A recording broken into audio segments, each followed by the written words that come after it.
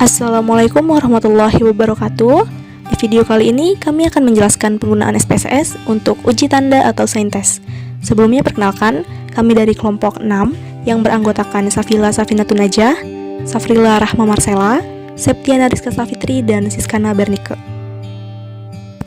Saya Siskana Bernike. Kami akan membahas soal mengenai uji tanda. Diketahui seorang guru biologi di sebuah sekolah ingin mengukur apakah terdapat peningkatan pemahaman siswa kelas 10 tentang materi fotosintesis setelah melakukan praktikum uji Sach dan uji Ingenhousz. Untuk itu diambil sampel sebanyak 10 siswa dan didapatkan data sebagai berikut.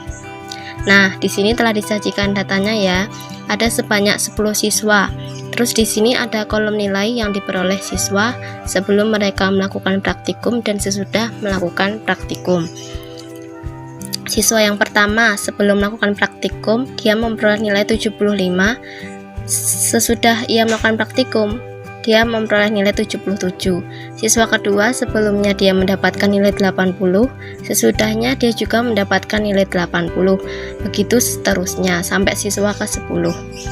Selanjutnya, kita akan jawab soal tadi. Di sini kita melakukan sesuai langkah-langkah.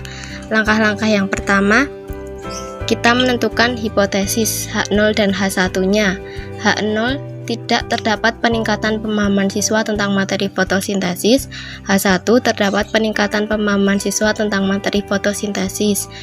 Kemudian langkah yang kedua, kita menentukan nilai kritis dengan nilai signifikan sebesar 5%. Sama dengan 0,05.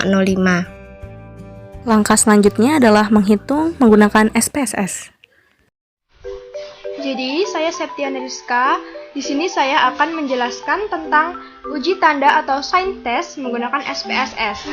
Di sini SPSS yang saya gunakan adalah SPSS versi 15.0. Jadi, langkah pertama yang akan kita lakukan adalah dengan mengeklik variabel view.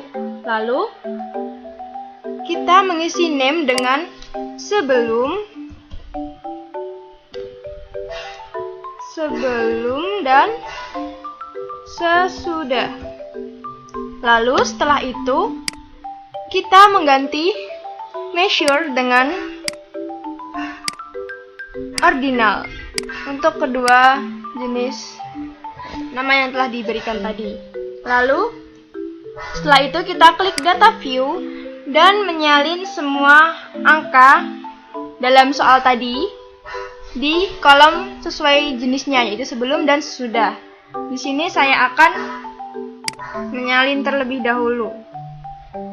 Sudah terlihat ya untuk nilai-nilainya. Kita inputkan ke sini.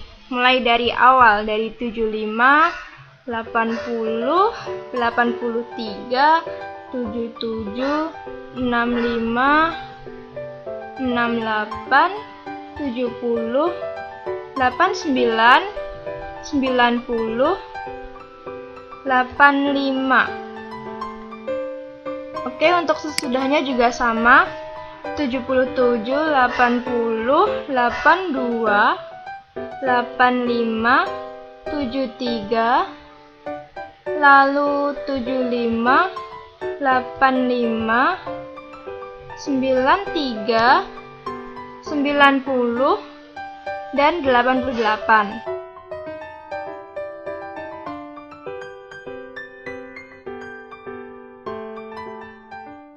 Selanjutnya akan dilanjutkan oleh saya, Safrila Rahma Marsela. Sebelumnya di sini saya menggunakan SPSS versi 16.0. Setelah kita mengcopy data yang kita punya ke dalam SPSS, untuk uji tanda kita klik Analyze, kita pilih yang non-parametric test yang to related samples. Untuk test pairs-nya di sini udah saya pindahkan ya, yang sebelum ke variabel 1 dan sesudah ke variabel 2.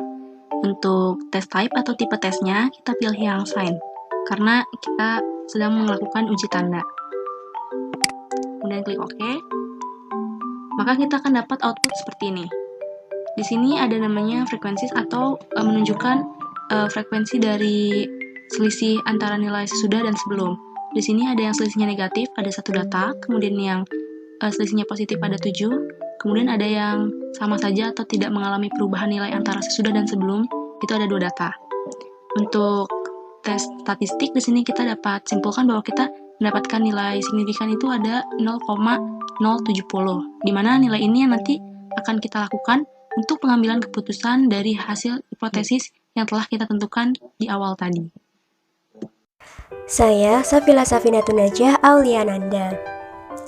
Terakhir adalah menentukan keputusan. Dalam hal ini, H0 ditolak apabila nilai hitungnya kurang dari 0,05 dan H0 diterima apabila nilai hitungnya lebih besar dari 0,05. Pada output SPSS sebelumnya, tabel tes statistik menunjukkan exact sign-to-tail sebesar 0,07.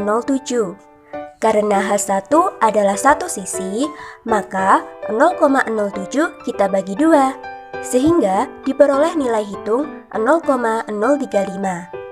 Dengan demikian, oleh sebab 0,035 kurang dari 0,05, maka H0 ditolak. Atau dengan kata lain, terdapat peningkatan pemahaman siswa tentang materi fotosintesis.